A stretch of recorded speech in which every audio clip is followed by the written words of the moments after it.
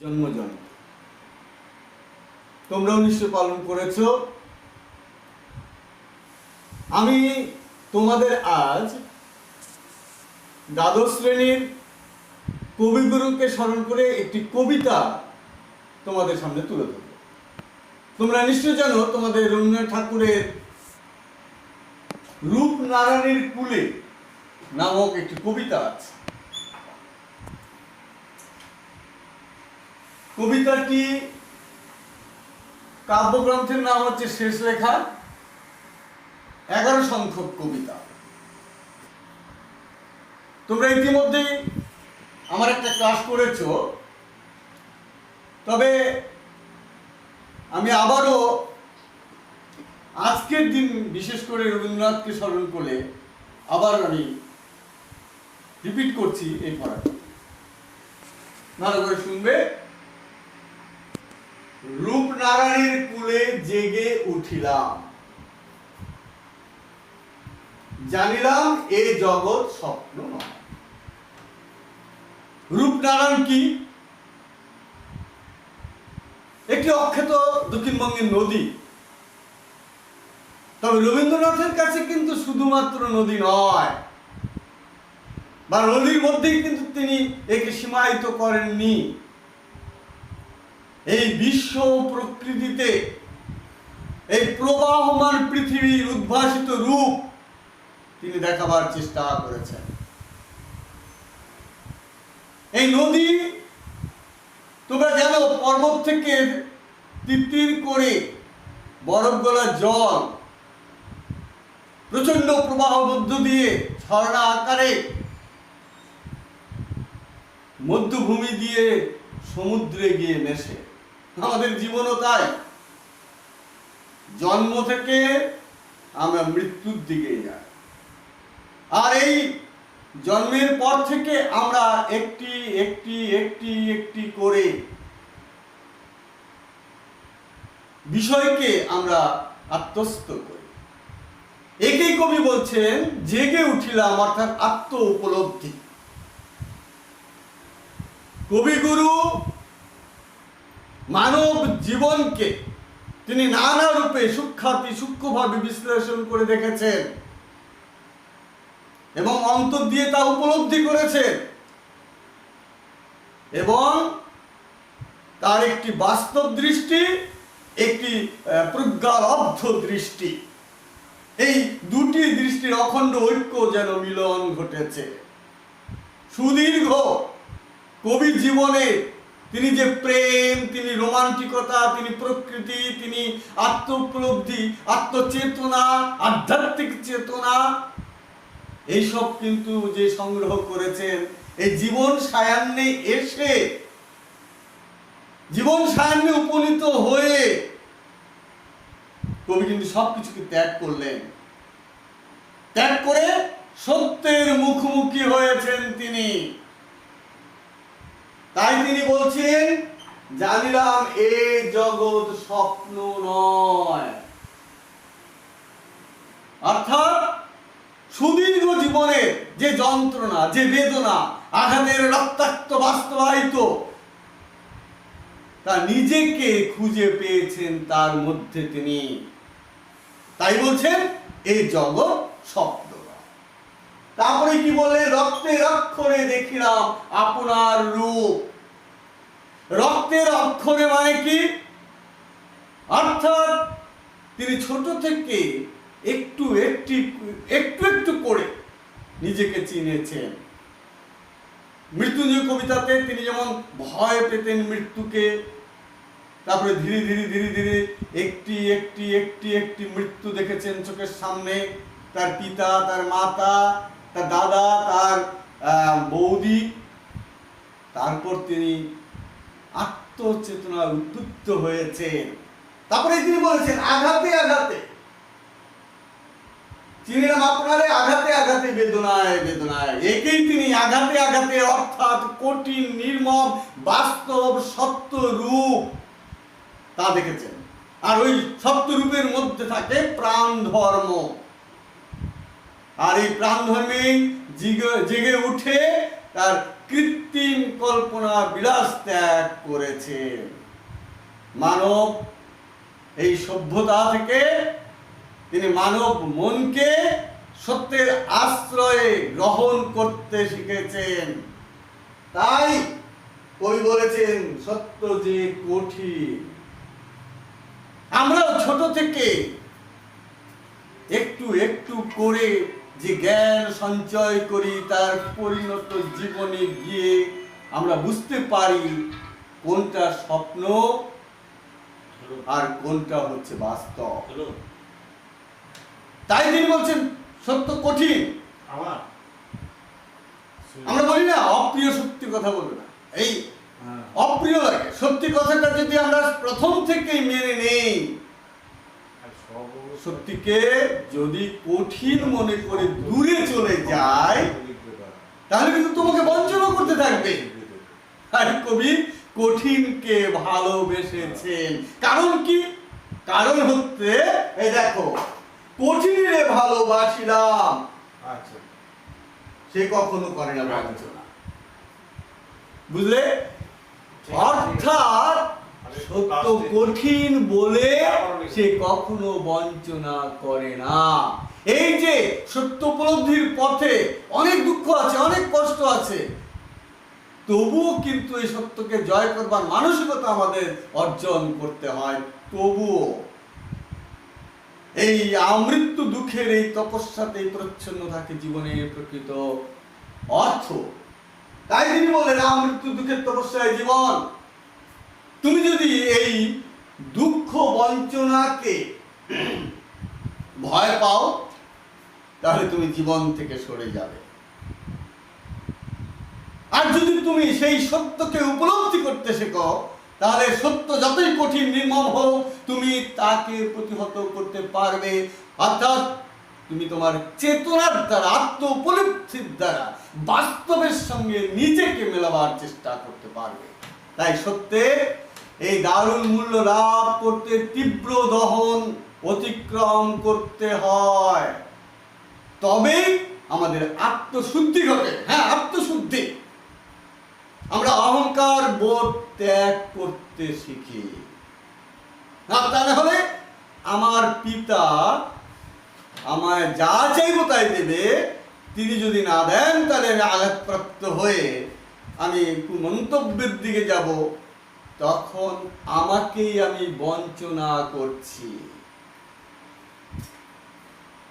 সুতরাং আত্মশুদ্ধির জন্য তোমাকে কিন্তু দুঃখকে মেনে নিতে হবে, বুঝতে হবে, আত্মস্বরূপকে আবিষ্কার করতে হবে। তারপরে তিনি বললেন সত্যের দারুণ মূল্য লাভ করিবারে মৃত্যুতে সকল দেনা শোধ করে দিতে হবে। এই মৃত্যুতে সকল দেনা মানে কি? ঋণ, তোমার কাছ থেকে টাকা নেওয়া ঋণ তা নয়। আমরা এই মানব সমাজে জন্মগ্রহণ করেছি, সভ্যতার থেকে যা কিছু গ্রহণ করছি,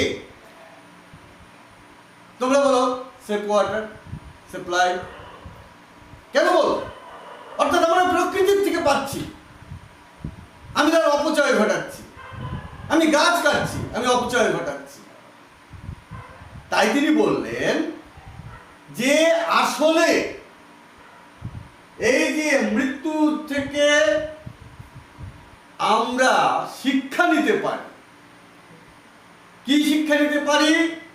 জীবনে যা প্রাপ্তি ঘটেছে আমার, তাকে আমি ফিরিয়ে দিতে পারি। কিভাবে ফিরিয়ে দিতে পারে?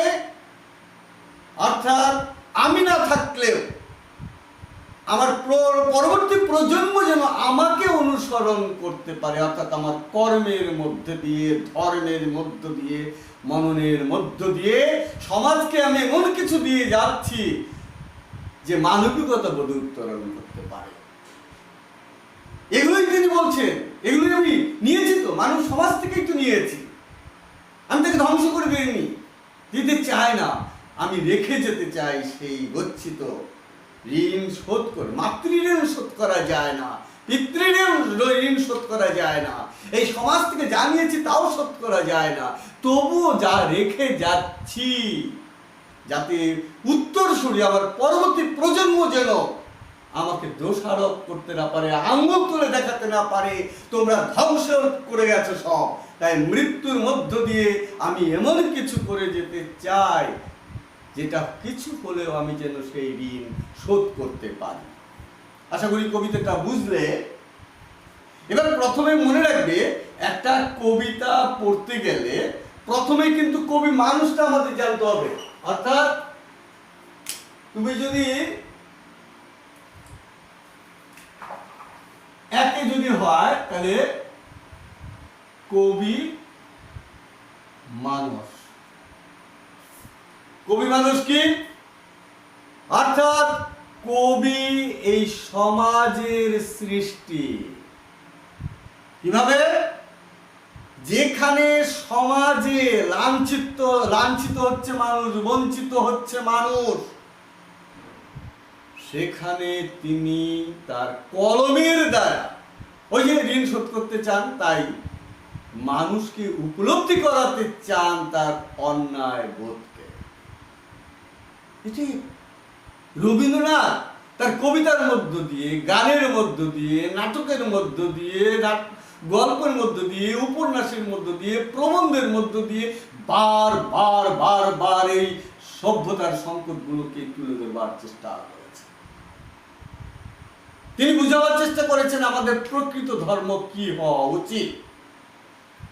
এই যে আত্মোপলব্ধি তিনি কিন্তু এমনিই পারেননি, কেননা তিনি প্রতিটি মানুষকে সূক্ষ্মাতি সূক্ষ্মভাবে বিশ্লেষণ করে দেখেছেন, তাকে অন্তর দিয়ে উপলব্ধি করেছেন। তার এই বাস্তব দৃষ্টি এবং এই প্রজ্ঞা লব্ধ জ্ঞান, এই দুয়ের ঐক্য, অখণ্ড ঐক্য সাধন ঘটেছে।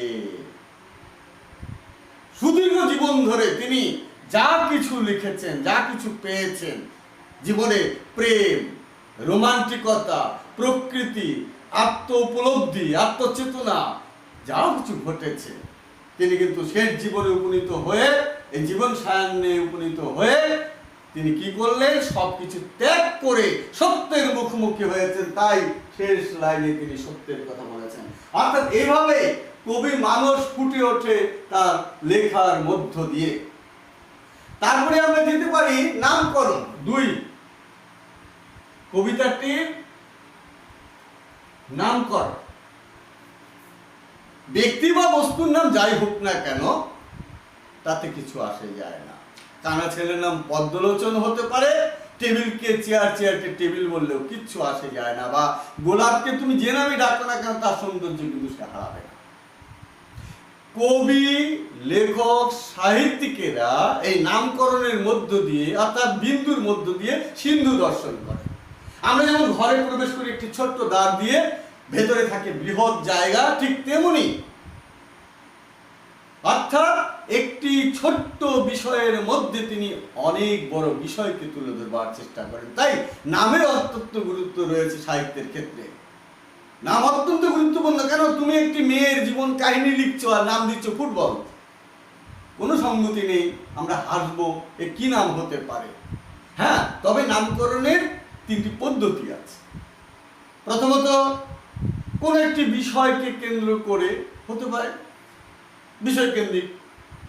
2 হচ্ছে কোন একটি ক্যারেক্টার, চরিত্রকে ঘিরে হতে পারে, সে নায়ক বা নায়িকা বা বিখ্যাত না হোক, অখ্যাত কাউকে নিয়েও হতে পারে।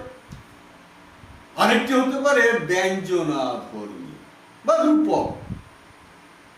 এই 3 রকম ভাবে নামকরণ হতে পারে। অবশ্যই এই কবিতাটি, যেমন এখানে কোন মানুষটা আমরা আগে তুলে ধরলাম, তারপরে কবিতাটা পাঠ করলাম, ঠিক তেমনি নামকরণটাও এই রূপনারায়ণকে তিনি কিন্তু শুধুমাত্র নদীর নামে সীমায়িত করেননি। এই বিশ্ব প্রকৃতির প্রবাহমান জীবনকে উদ্ভাসিত করে তুলেছেন, আর রূপময় জগতের কথাই তিনি বলতে চেয়েছেন। সুতরাং নামকরণটি ব্যঞ্জনাধর্মী হয়েছে। তারপরে আমরা আসতে পারি যে এই কবিতাটির সারাংশ। কবিতাটির সারাংশ আমরা যেভাবে পড়লাম, অর্থাৎ রবীন্দ্রনাথ ঠাকুরের এই বাস্তব স্বপ্ন, এই দুয়ের মাঝখানে তিনি যে উপলব্ধি করেছেন, সত্য, স্বপ্ন এবং বাস্তব, সেটাই তুলে ধরবার চেষ্টা করেছেন। অর্থাৎ নিজের সঙ্গে নিজের আত্ম উপলব্ধির দ্বারা তিনি বিশ্ব প্রকৃতির রূপকে দেখাবার চেষ্টা করলেন এই রূপনারায়ণের কুলের মধ্য দিয়ে। সুতরাং এই সারাংশটি আমরা যেটা পাঠ করলাম বুঝলাম সেটাই সারাংশ, এক ধরনের সারাংশ। অর্থাৎ কবির আত্ম উপলব্ধি ঘটেছে এই আঘাত বেদনার মধ্য দিয়ে। তিনি সত্যকে বা কঠিনকে তিনি বুঝতে শিখলেন, আর কঠিনের মধ্য দিয়ে সত্যকে উপলব্ধি করলে এবং তিনি নিজেকে চিনলেন, এবং মৃত্যুর মধ্য দিয়ে তিনি তখন উপনীত হয়ে মৃত্যুর মধ্য দিয়ে তিনি নিজেকে সেই ঋণ শোধ করে দিতে চেয়েছেন। এরকম একটি বিষয় আমরা আলোচনা করলাম। তারপরেই আমরা বিভিন্ন প্রশ্নে যেতে পারি। চার হচ্ছে প্রশ্ন।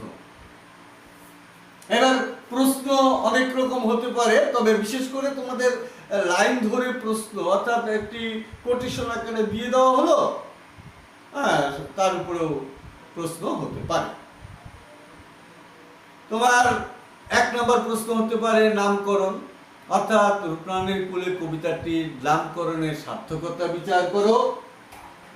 তারপর 2 হতে পারে যে রূপনারায়ণের কুলে জেগে উঠিলাম, এই জেগে ওঠার আলোকে কবিতাটির যে অন্তর্নিহিত অর্থ তা বিশ্লেষণ করো। 3 রক্তের অক্ষরে দেখিলাম আপনার রূপ, কবির এমন বলার কারণ কি? 3 সে কখনো করে না বঞ্চনা, সে কখন, সে কে বা কে কখন বঞ্চনা করে না, কবি কিভাবে এই ভাবনায় উপনীত হলেন তা সংক্ষেপে। তারপরে হতে পারে মৃত্যু দুঃখের তপস্যায় জীবনকে কবি দুঃখের তপস্যা বলে মনে করেছেন কেন? 5 হতে পারে মৃত্যুতে সকল দেনা শোধ করে দিতে। এই যে মৃত্যুতে জীবনকে কবি দুঃখের তপস্যা বলেছেন কেন তা সংক্ষেপে লেখো, হতে পারে। আর 5 নম্বর হচ্ছে মৃত্যুতে সকল দেনা শোধ করে দিতে হবে। নিজের দারুণ মূল্য লাভ করিবার জন্য কিভাবে মৃত্যুতে সমস্ত দেনা শোধ করে দেওয়া যায় বলে কবি মনে করেছেন। এই প্রসঙ্গে তোমরা কোটেশন আকারে 2টি বিষয় লিখে রাখতে পারো। জেগে উঠিলাম, অর্থাৎ কবি যেন বলে উঠেছিলেন। আর অন্যত্র একটি কবিতায় এটি কোটেশন এই জায়গাটা তোমরা প্রয়োগ করতে পারো। প্রথম রৌদ্রের আলো সর্বদেহে হোক সঞ্চারিত শিরায় শিরায়, আমি বেঁচে আছি তারই অভিনন্দনের বাণী মর্মরিত পল্লবে পল্লবে আমারে শুনিতে দাও। এই অংশটার মধ্যে যখন প্রশ্ন আসবে জেগে উঠিলাম, ওইখানে ব্যবহার করতে পারো। আরেকটি প্রশ্নে যখন যে সে কখনো করে না বঞ্চনা, কবির এই যে বিশ্বাস, এই বিশ্বাসের পরিপ্রেক্ষিতে তুমি একটা কোটেশন দিতে পারো অন্য কবিতা। সত্যের সে পায় আপন আলোকে ধৌত অন্তরে অন্তরে। আর শেষ লাইন ওই মৃত্যুতে সকল দেনা শোধ করে দিতে। এই অংশ তুমি জীবন সায়নে উপনীত কবির একটা ভাবনা দিতে পারো। যেথা সিংহ দ্বারে বাজে 3 অবসানের রাগিনী, যার মূর্ছনায় নেশায় যে জন্মের যার কিছু সুন্দর, স্পর্শ যা করেছে প্রাণে দীর্ঘ যাত্রা পথে, পূর্ণতার ইঙ্গিত জানায়। সত্যের উপর আশ্রয় করে কবি জীবন ও মৃত্যু সম্পন্ন করেছেন বলে তিনি এই কবিতাটি শেষ জীবনে এসে রচনা করে গেছেন, মৃত্যুর 6 মাস আগে। ধন্যবাদ। আশা করি তোমাদের ক্লাসটা করে উপকৃত হবে। যদি কোনো প্রশ্ন থাকে তোমাদের আমাকে প্রশ্ন করবে, আমি তোমাদের অবশ্যই তার উত্তর দেওয়ার চেষ্টা করব। ধন্যবাদ।